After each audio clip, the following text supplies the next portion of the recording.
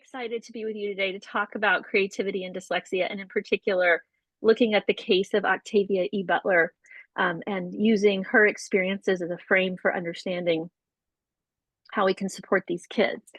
Before we dive in, I just want to introduce who I am, understand what my positionality is in this. My name is Callie Turk. I am the co-founder of a nonprofit that's based here in Palo Alto called REAL. We work to build bridges between the families and educators of neurodivergent and twice exceptional learners.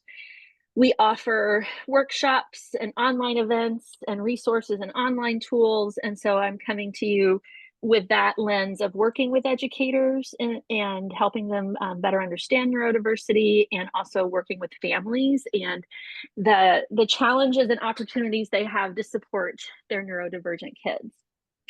I also am a doctoral student at Bridges Graduate School of Cognitive Diversity and Education.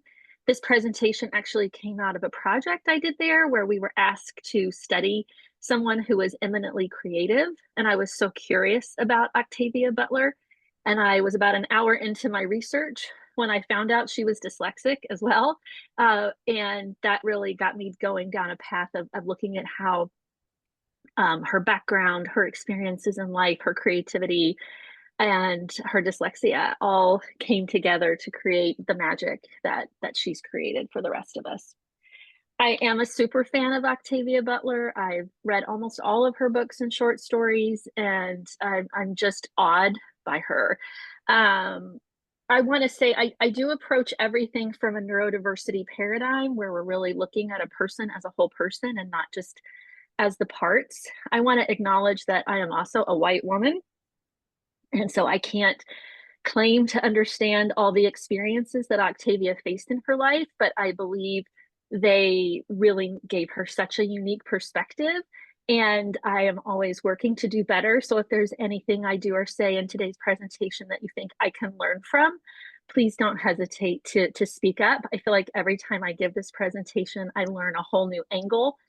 So it's not just me coming to you with a lot of knowledge. I definitely have researched her a lot, but also are all shared experiences and our lived experiences together that keep improving the work that I'm doing. So just want to introduce you really quickly to Octavia in case you don't know her. Not everyone knows who Octavia Butler is, but more and more people do as time's going by. She was born in the late 40s in Pasadena, California. She was the only child, the only surviving child of a working class family. Her dad was a shoe shiner and her mom was mostly a housekeeper. She had, I think, 4 older brothers who all passed away when they were very young. So she and her mom were incredibly close, and her father passed away when she was young, I think maybe 2 or 3. So her mother and she were really, really close. She also was dyslexic. Now, of course, at the time she was growing up in the 50s and 60s, dyslexia wasn't as well understood as it is today. So we'll talk a little bit about what that experience was like for her. We feel I'm like 100% sure she was dyslexic, though, because it's something she talked about. And she was not someone who liked labels. She talked a lot about not ever wanting to be in a box. And the fact that she actually talked about having dyslexia really is an indicator that this was a lived experience that she had. And she was a sci-fi and fantasy phenom. We'll talk a little bit about that. I'll go through some of her accomplishments, but she was the first Black female successful science fiction writer. And she really has led the way for many women now in the sci-fi field. So just a little bit about what this presentation draws upon. She was an amazing record keeper. She kept everything. She kept her journal, she kept notes, she had report cards, library cards, things from her childhood, and she kept it all, and she donated it to the Huntington Library in down in Pasadena. And so she has everyone who looks at her life now, like her biographers and people who write about her, they can go and actually interact with all the materials that are there. And so there's a lot of primary documentation about her experiences in her life. And so a key piece of what I'm going to talk about today is not me speaking so much as finding a way to put her words into the time we spend together. I've drawn from a wide range of interviews she gave. There are several books that have been published with full-length transcripts of the interviews that she did. And so all of that is infused in our work today. And then there are also articles and books and research that's been out in the world looking at dyslexia and creativity. So I'm going to try to blend all of those things together into the conversation. So our plan is really to dive in and get to know Octavia a little bit better, then to talk about dyslexia and creativity and what the research says about those interacting with one another. Then we'll look at this model called positive niche construction, which is just a framework, a way to think about how we support kids. We'll look at that in relation to Octavia's life, what Octavia did and didn't get in terms of supports, and then ideas that we can use today with today's students. And then we have a closing reflection. And like I said, please feel free to put questions and thoughts and comments in the chat. I may not be able to keep up with all of it while we're going through, but I'll look at it at the end. So first, let's get to know Octavia because she truly is named among the stars. So Octavia was a very great journalist. She was always journaling from the time she was a child. She was always journaling and writing.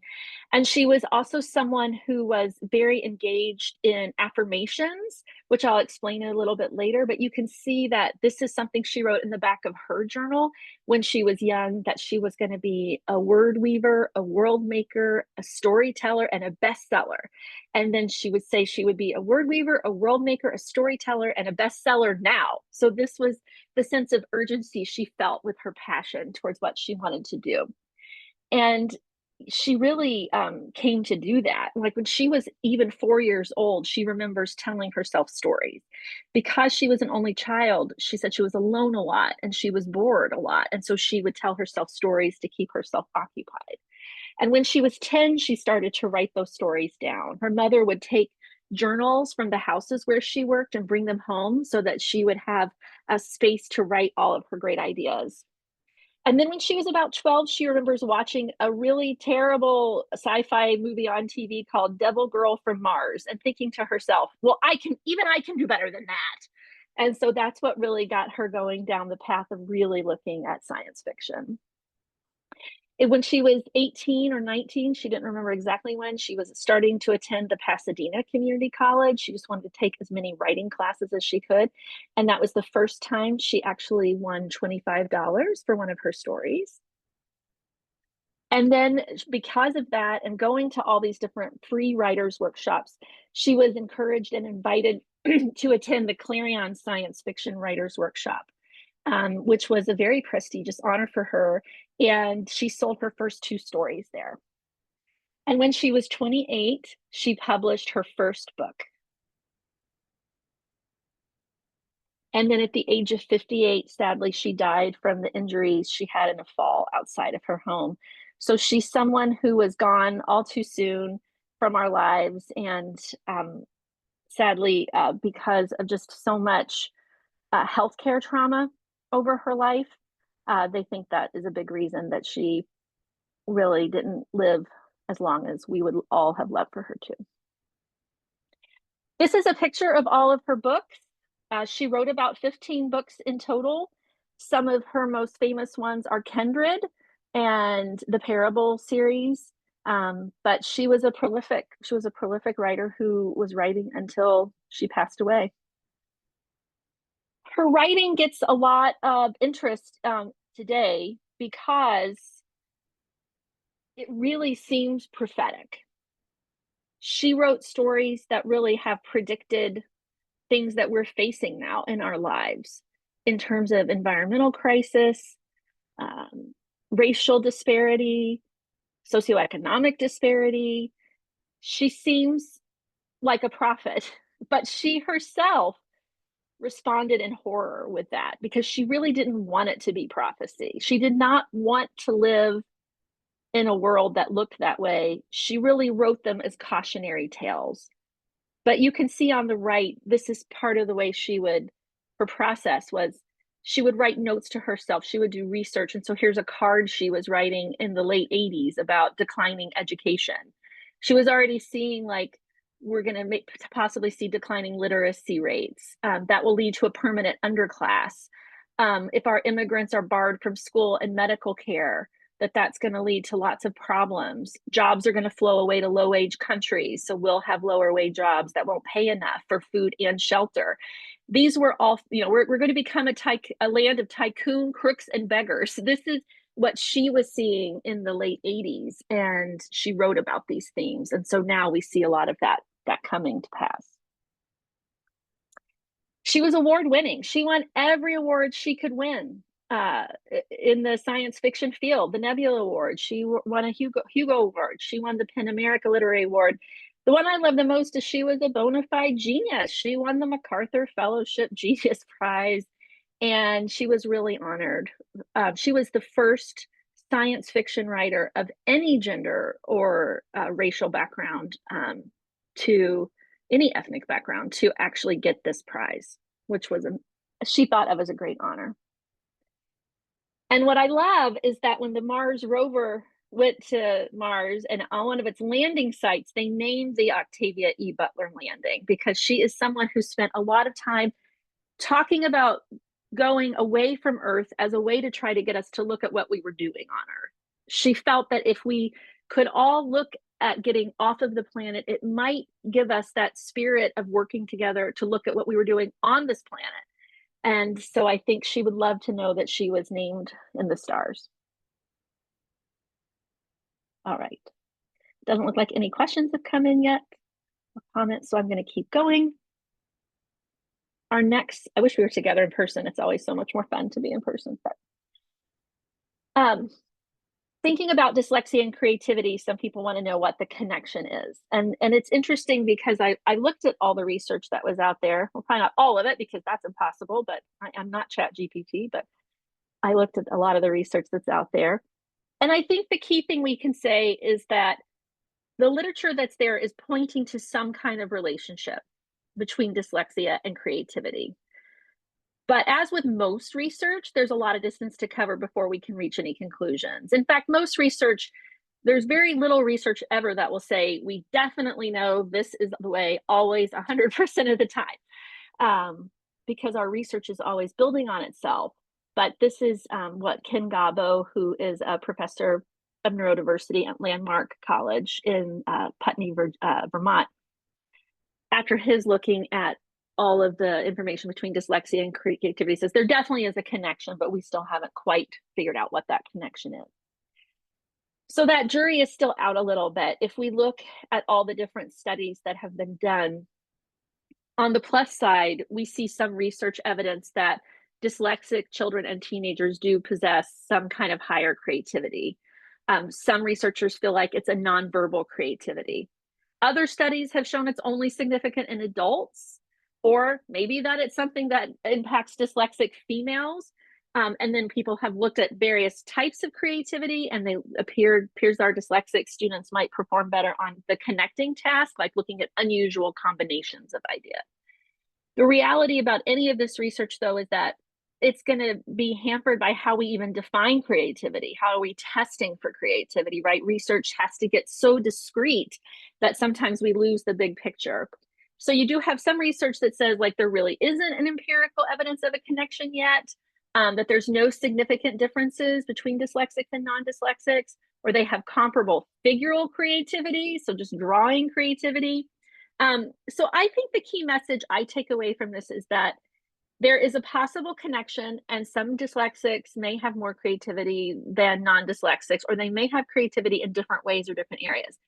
But there is nothing that shows being dyslexic makes you less creative, right? So if we think about creativity, that is something we all can experience and in different ways. We need to make sure we're attending to that creative spirit, even in our dyslexic students, and especially potentially in our dyslexic students, because they're probably spending a lot of time in tasks that are really difficult for them.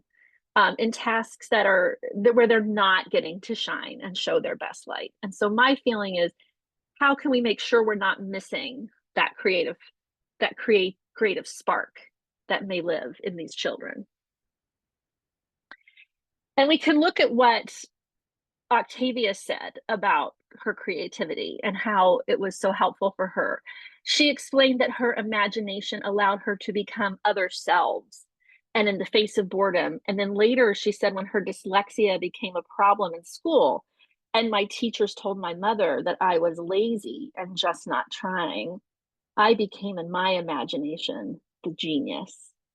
So she was able to use her imagination as a coping strategy, and yet she was going to school every day and feeling like people thought she was lazy, which clearly we know she's not, because she worked so hard throughout her life.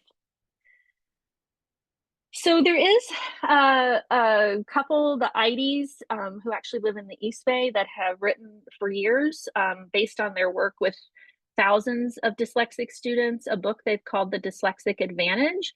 And they actually outline 4 different ways that they feel like dyslexic minds actually can create an advantage, something that benefits all of us as a humanity. And those 4 different ways are material reasoning, interconnected reasoning, narrative reasoning, and dynamic reasoning. And the 2 that you really see show up for Octavia are interconnected reasoning and narrative reasoning. So this ability to see patterns across information that other people may miss. There's some idea even that like going into reading, being a radiologist, being able to read scans actually is something that dyslexics can be a little stronger at. They're just able to see more of that forest and the different patterns within it. And you really will see that in Octavia's work, that she took all those pieces of information and could really see what was going to happen. And then the narrative reasoning, that ability to story tell. And sometimes we're not looking for that in our dyslexic kids because they're struggling with reading and writing, but they're not always struggling with ideas, right? Sometimes those children have incredibly high vocabulary, lots of ideas and thoughts they want to express. And this is something we saw with Octavia. Yes, she was a slow reader.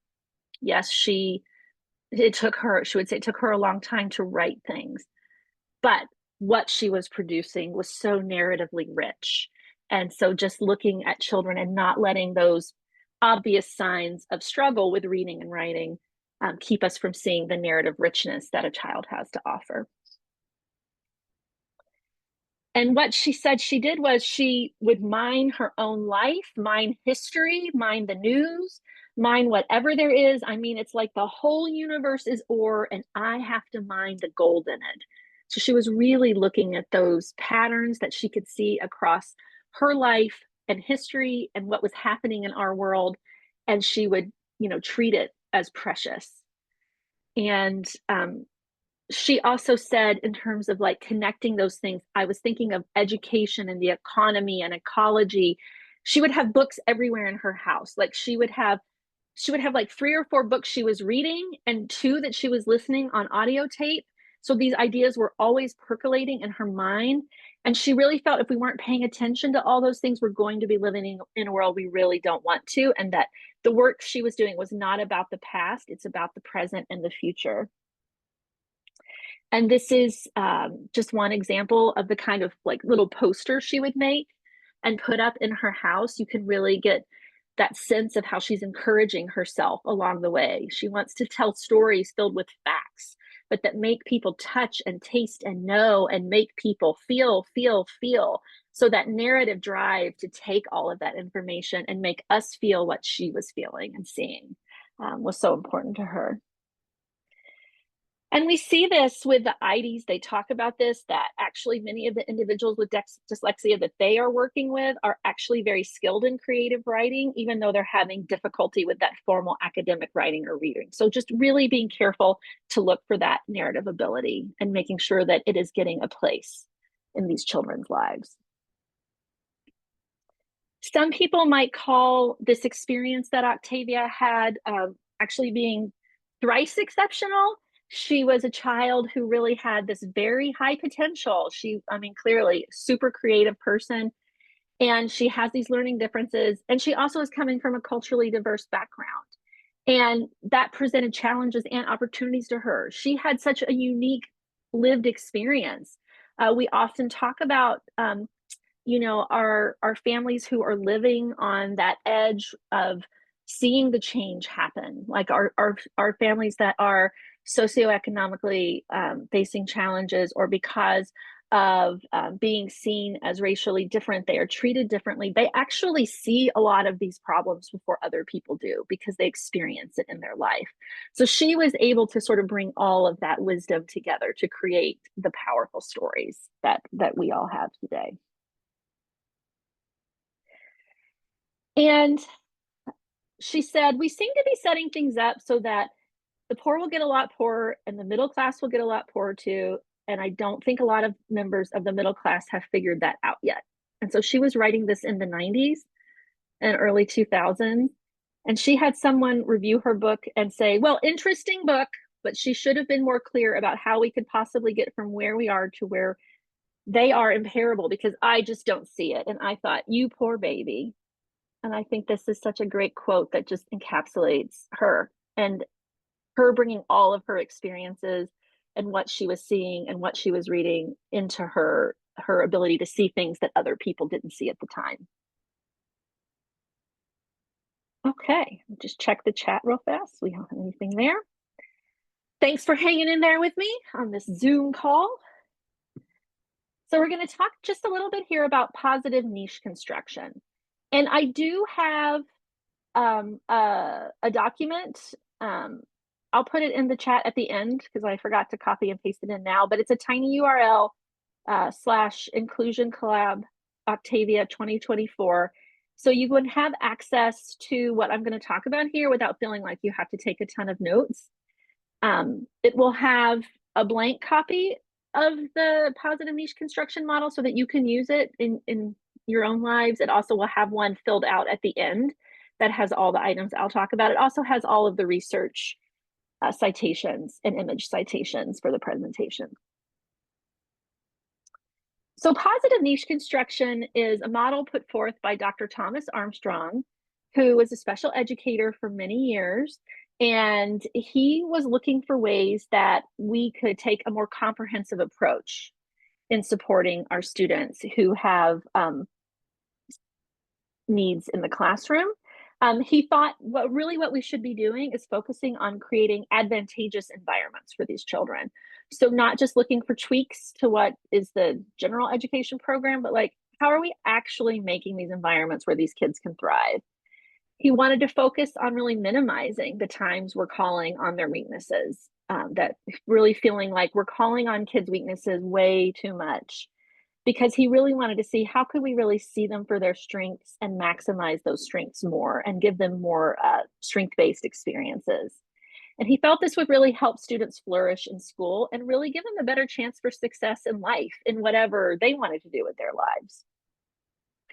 And I thought this was super interesting because he calls his model positive niche construction. And then if you look at Ken Gabo's work out of Landmark College and his case study work with dyslexic creative people, he said that those folks that have had success have really found that optimum, accepting, but realistic environment or niche that allows for that development of skills needed to express what their original idea is, along with that confidence to take the risk that's inherent in expressing something that's out of the mainstream. So we're looking at really creating these niches of support where these kids feel like they can develop all of their skills, but also develop the self-confidence to believe that what they're doing is valuable and worthwhile and worth putting out in the world and not something to be hidden. So positive niche construction has 9 different elements, which is too much to cover in one presentation. So I've clustered them into 3 main categories. The first is really around nurturing the child. And strength awareness is the first piece of it, looking for a child's strengths. Then we have to think about the educator attributes that it really calls on us to bring in terms of nurturing these children and what they can be. And then also giving them the inner resources to nurture themselves. And then we start to think about engagement. Are we using those strength-based learning strategies? Now that we know what their strengths are, how can we adopt some of those strategies? How can we integrate assistive technology and universal design for learned principles into the work we're doing? And are there positive environmental modifications that we can make? And then the last area is really around inspiring these students. So, are we giving them positive role models to think about? Are we giving them affirmative career aspirations? And are we enhancing the networks of other humans that are supporting them along the way? So we'll go through each of these categories and look at how that applies or didn't apply in Octavia's life. And so in terms of strength awareness, you just really want to find out everything you can about a child and their strengths. And this is what Dr. Armstrong says is the most important part of his model, is always keeping in mind that we are looking for children's strengths. So I was at a workshop recently where an educator said, I have a student, she's really nice, but I don't think she really has any strength. And I was just like, well, maybe she isn't showing you her strengths in the classroom yet, or maybe her strength lies in how she interacts with people. Maybe she's a great friend. Maybe she makes the best cookies in her house. We don't know what her strength, we can't know what all those areas of strength are. We can't possibly know everything, but we can always keep looking. And so I think that's the most important advice if you take one thing away. For educator attributes, he says we really need to focus on unconditional regard, flexibility, caring, kindness, compassion, and patience for our students. That's not always easy. I don't want to say everyone's going to be able to show up and do this every day. That's not always possible, but just having that kind of approach in our work, really that compassion with the kids, right? That if they're having a hard time, they are having a hard time, not trying to give us a hard time. If they are trying to give us a hard time, it's because they are having a hard time with something. And then those inner resources, really giving them the self-help skills because they do have to learn how to motivate and monitor themselves over time. So, over time, we need to make sure we are age appropriately giving these kids those skills as well. So, in terms of Octavia's life, like I said, she was imagining and writing all the time from a very young age. And her mother really supported that. Like I said, her mother would pick up notebooks from the houses where she worked. Her mother really saw that in her and really encouraged it. And, this was just an example of the notebooks. Like, even as an adult, she was still like writing out her characters and drawing pictures of them so that she could capture in her notebooks the things she wanted to write about later. And so she did have that wonderful support in her mother in terms of noticing that. Unfortunately, some teachers noticed this, but they really didn't understand the signs. They thought she was a little daydreamy.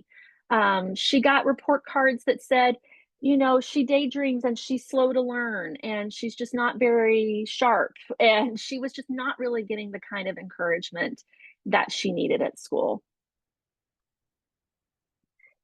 But her mom would say to her, I think everyone has something that they can do better than they can do anything else. And it's up to them to find out what that something is.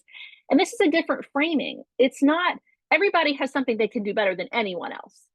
It's everyone has something that they can do better for themselves, and helping kids find out what that is, because that's going to be probably the source of their greatest joy in their lives is those areas of strength.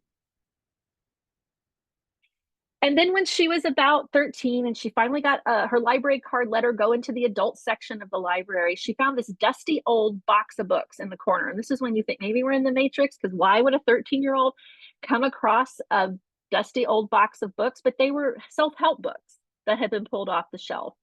And she said they were incredibly corny, but they gave me the kind of push that I needed and that nobody among my family or friends could give me. These books helped give me the ability to persist. And you can see how she wrote this to herself. This is another one of those posters you'd find in her house. Napoleon Hill It's a quote, whatever the human mind can conceive and believe it can achieve. And so she wrote down to herself, what are the essentials of success? Motivation and persistence and self-discipline and having specific goals, time management, sustained attention. She would always give advice to young writers that you just have to write. Like, get up every day and write, even the days you don't want to write, even the days when what you write you want to flush down the toilet. You just have to get into that process and stick with it and persist. And I think she also said, I might have this quote later, that basically what really made her successful was not some kind of unique talent, but persistence. That persistence was her best skill. And that was that kind of inner resource that she was able to give herself. So what might we think about doing today in these areas? How might we think about strengths awareness for our students? What attributes, how can we build our own attributes? You know, what are some of the inner resources we could give our students? I'm happy if anyone wants to shout any out or put them in the chat. Oh, thank you, Gina, for putting the link in the chat. Anybody? I have links to a bunch of these things in the document. So for strengths awareness, there are a ton of strength-based activities that you can do in the class. I wrote a blog post called 8 strength-based activities to kick off the school year, which is a really good place to start. Just really being aware of that and using some of those strengths assessments that are out there. You can also look at student files. What have other teachers said about them? What has the support team noticed? What are the parents or the family members notice as the child's strengths? Those are all really good ways to start thinking about a child's strengths. In terms of those educator attributes, I'm not going to be able to go through all of these and still stay on time. So I'll just say the biggest one here is really just reframing a lot of the behaviors we see in kids from a, won't do something to a can't yet do something. Because then that opens up our eyes to being curious about what's going on with a child. And it does really give us that chance to establish trust and rapport and create that environment of psychological safety so that they can show up. And then in terms of inner resources, there's lots of different things we can do. I think the one I like to talk about is reflective activities, just because we can build those into the work we're already doing. It doesn't require us to do a whole new lesson plans or whole new anything, but just periodically giving kids time to reflect on what works best for them and what motivates them, and how do they learn best, or what interests do they have, and really just giving them that chance to think about themselves on a kind of metacognitive level. All right, I don't see anybody in the chat. We're not interacting yet this morning. Does everyone need a second cup of coffee? Okay, so in terms of engaging, there were the 3 different areas, which one is really thinking about strength-based learning strategies. So how can we differentiate what we're doing so that we're really building in interests, strengths, passions, and needs? So this is just a way to, really take the information we've learned about strengths and then find those ways to build it in to the work we're doing with students. And then we can do a lot of that by having that universal design for learning perspective. We can also do that by thinking about assistive technology that might remove some of the barriers that kids have to engaging in things around their strengths and interests. So you really want to think about providing those options and getting around those learning obstacles and barriers. And then we want to look at the environment that we have, because we want to have environments where students' cognitive, emotional, social, and physical strengths really have the best chance of being reinforced in the day. So if we look at our dear Octavia, she loved the library. She told her mom when she was 6 years old she wanted a library card, and her mom walked her right over to the library to get a card. So that's really paying attention to Octavia and what her interests and strengths are and saying, I'm going to help with that. Here's a strategy. Let's get you a library card. And she also really liked science documentaries in school. This was something she noticed. She said, no one else seemed to like those, but that's really where I got this first notion of astronomy and geology, and I wanted to know more. So that's when I went and bought the book about the stars. So I think for some of our dyslexic kids, it's not going to be something they read that sparks their attention, but something they hear about or they see or they watch. And we don't know when that's going to spark something for them. So the first book she ever bought was a book on horses. And the second book she bought ever with her own money was a book about the stars. And we can see what that led to, right? All kinds of greatness. So then, in terms of that kind of UDL assistive technology, I mean, Octavia was growing up in the 50s and 60s. So there wasn't a spirit of universal design. And there also weren't as many assistive technologies. We hadn't figured all of that out yet. But she figured some of this out herself. She said she lived on comics. And we know that a lot of our dyslexic students do better with graphic novels. And even graphic nonfiction, like Sapiens is a book that's now available in graphic form. A lot of our Greek mythology is available now in graphic novel form. And it really was a way for her to engage with the material that was better suited for her learning.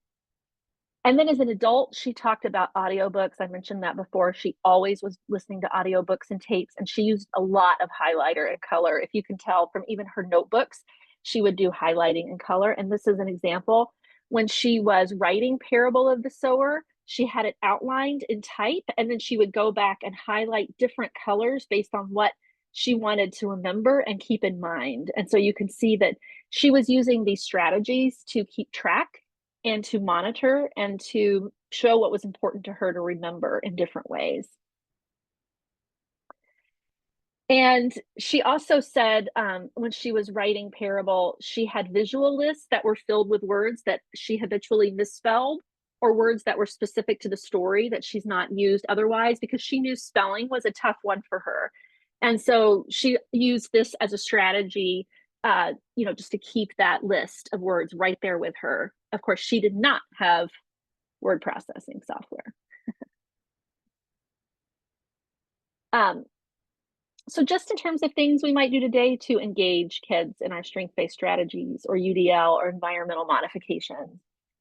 Anybody have ideas? I don't keep meaning to click it, but I keep trying to find my chat. And then I click the button. Yes, you're right, Gina. It does really connect well with that agency.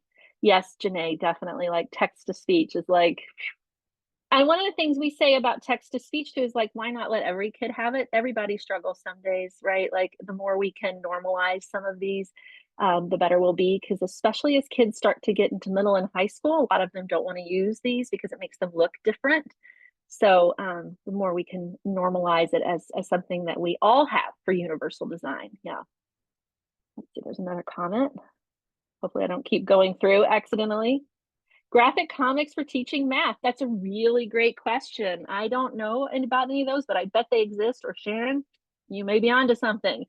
I do know my daughter hated worksheets. She's not dyslexic, she's autistic, but she learned almost all of her math from reading Murderous Maths, the books. Like putting math in narrative form made it a lot easier for her to really engage with it. And then she ended up like taking off in math because it just worked. It just worked for her.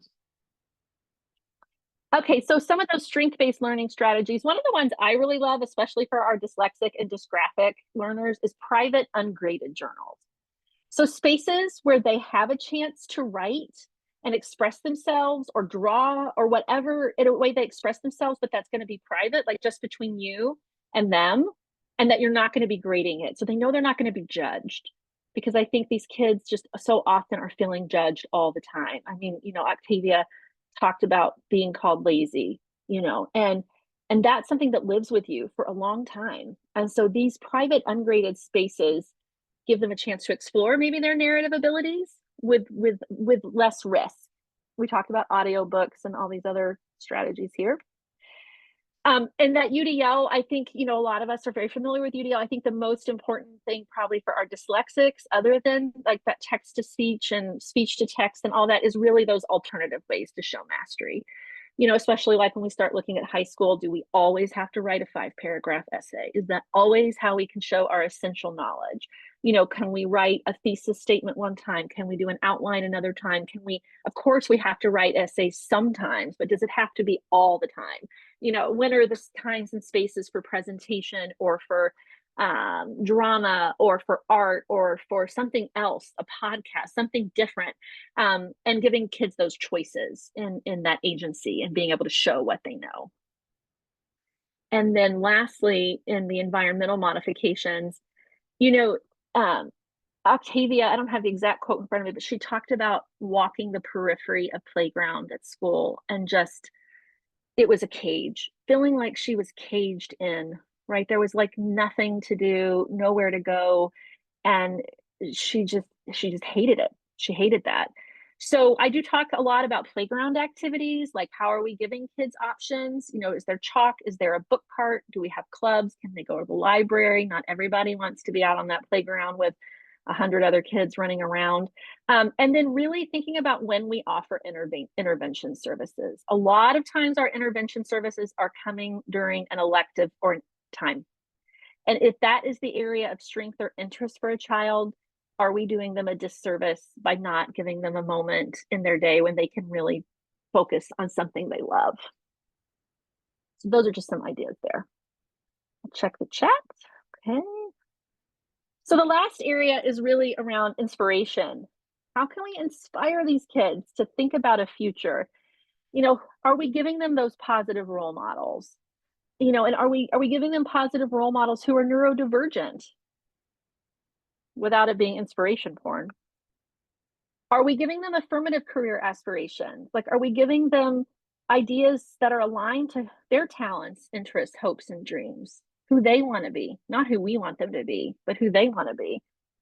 And then how are we building human resource networks? So individuals that they know that are in their lives that are really supporting their development. So educators and specialists and tutors, peers, volunteers, parents, aunts, uncles, really looking at all the different ways that we can make sure children are connected into a network of support.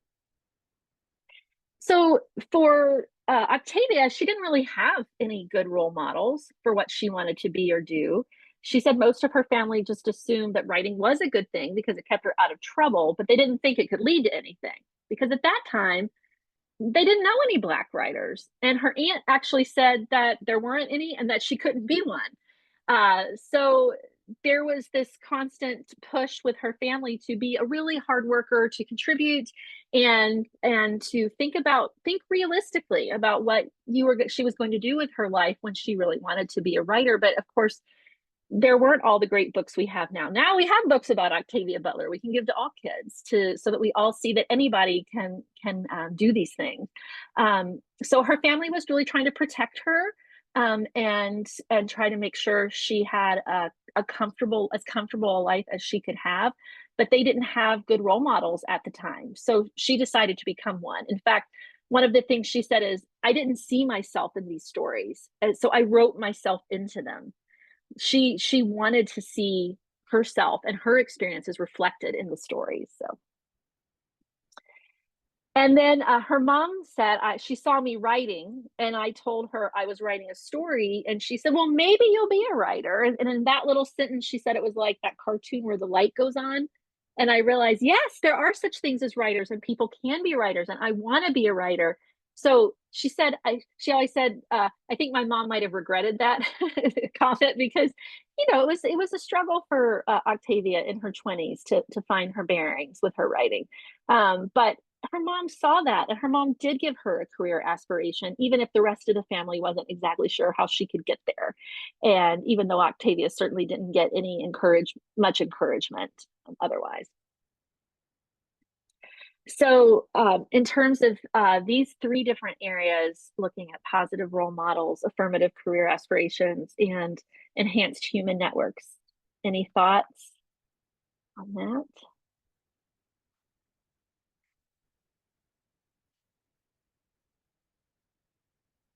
No. Well, I, of course, think everyone should introduce teens to Octavia E. Butler and her works. I think she's an amazing role model for what you know, a person can do, and her stories are fantastic. And so I also, you know, there are other role models that meet that sort of 3E criteria in terms of like Harry Belafonte, Dr. Maggie Aderin Pocock, who's a space scientist, Carol Moseley Brown, who was a senator and an ambassador. So we can just need to keep our eyes out for those great people that we can use as, you know, mirrors, windows, and doors for all of our students. There are dyslexic authors, Wendy Wasserstein, John Irving. We see a lot more Black women in science fiction now. Just integrating their work into school is a great one. There's a great database called A Novel Mind, and they'll have a link to that in the handout, where you can actually like look up like books on dyslexia, books with featuring 80 characters with ADHD, books featuring autistic characters, so that you make sure the literature in your room is really representing a broad range of people. In terms of giving kids those affirmative career aspirations, one of the greatest resources for dyslexic kids is the Yale Center for Dyslexia and Creativity. They have profiles on probably 30 dyslexic people in a wide variety of fields: chefs, authors, illustrators, teachers, I mean, doctors. It's a great site for just giving kids the sense of like all the options that are out there for them. And then in terms of those enhanced human resource networks, you know, there are a lot of free programs, volunteer service programs, working at the library, being involved in clubs, finding mentors, lots of different ways to start connecting kids into other people. But one of the ones I don't want to discount for our neurodivergent kids is online communities. We have to be careful with those, of course, but a lot of kids will find their people through Discord. There's a lot of fandoms on there in particular, like where they're doing a lot of fan fiction writing, sharing their writing with one another, giving each other feedback. And then OutSchool is an online resource where there are a lot of very specific, like niche communities where kids can connect in a moderated way. So that's a little bit of a safer community. It does have a nominal fee, but I think it's just, don't discount for this generation of kids those online communities and how those will give them some support in their specific interests. All right. Any other thoughts or questions before I go into the reflection? Afrofuturism is a new upcoming genre. Yes, it is. I was in Cleveland recently and I just wandered into a coffee shop and they were having an Afrofuturism workshop. And I was like, you got to be kidding me. This is awesome right here. I love it. Absolutely. And Octavia is sort of considered one of the, you know, mothers of Afrofuturism. She's really big leader in that. Yeah. Thank you. Thank you, Jen. Anything else? All right. Well, I do like to close with this reflection, just for all of us to think about whether we know a child like Octavia now, right? Like, and if we think about Octavia, there's a great disability studies professor from Wisconsin who's written about Octavia and really says it seems necessary to read Butler's early experiences as a poor Black girl with dyslexia as influencing her later private perception of herself as lazy and undisciplined. And she did experience depression throughout her life. So we can kind of draw those lines from these early experiences she had being seen as lazy to how she felt her entire life. And she did suffer a lot of depression in her life. She said herself that I was malformed growing up, too much worthlessness, too much shame. She was really like tall. She was very tall and struggling in school. And so she kind of was always a little bit of an outsider.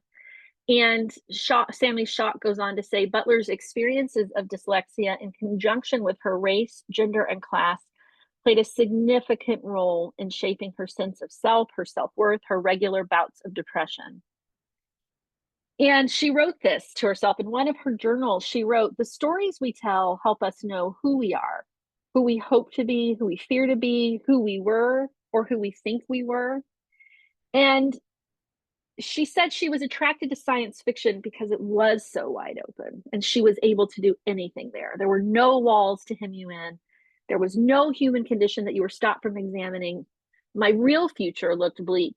I fantasized living impossible but interesting lives, magical lives, in which I could fly like Superman, communicate with animals, and control people's minds, which I think to a young person without a lot of seeming power in the system probably looks really appealing. And this is what she wrote basically on the back cover of every one of her books. It kind of changed from being 38 to 48 but this was pretty much what she wrote every time. I'm a 48-year-old writer who can remember being a 10-year-old writer and who expects someday to be an 80-year-old writer. That always makes me tear up. I'm also comfortably asocial, a hermit in the middle of Los Angeles, a pessimist if I'm not careful, a feminist, a Black, a former Baptist, an oil and water combination of ambition, laziness, insecurity, certainty, and drive. So we can see someone who had so much accomplishment in her life was still carrying these messages of laziness throughout her life, which is super unfortunate since she worked so hard. But she really believed in sharing your talents. So she wrote Parable of the Sower, which is about the story in the Bible that you put your seeds out and you see what sprouts, and you have to be careful where you plant the seeds. And then Parable of the Talents, where people are given, three different people are given a certain number of coins and they're expected to do something with those coins. And there's one person who buries it and nothing happens. And so she basically said it was one of the most interesting parables for me because it was one of those nastiest. It was just the nastiest because what happens is the one who buries there gets nothing and is totally castigated, because the idea that no matter how little you have, if you don't invest it, it will be taken from you and you will be punished. That metaphor to work, save for whatever you might have. I thought talent was given to you, but it's not given to you. And I thought that meant we should use our God-given talents, whatever that might be for us, wisely. So she really believed in taking whatever you were given and being able to use it and not squandering it. And so you see for her that she had a call to action for herself that I think we all need to take as our call to action. She would say to herself over and over again, I am going to be a best-selling novelist. I am going to be published. You know, I will be on the LA Times, the New York Times list. My novels will go on these lists.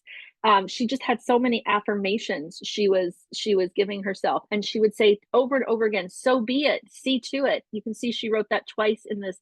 She wrote it over here too, that so be it, see to it. And she really gives us this call to action to really help kids like her so they don't develop this sense and this self-esteem of laziness or impossibility. And I feel like that's the call I take from Octavia, and I hope the call that you take today. We can make a change in these kids' lives if we're looking for those strengths and abilities and nurturing them and showing up for them in the ways they need us to. So that's what I say to you guys, my last words. So be it, see to it. And these are all the references. Thank you. These are all the references. If you ever want to go and look at any of them yourselves, and all my image credits. And I'm here for questions if anyone has any, or just discussion or feedback.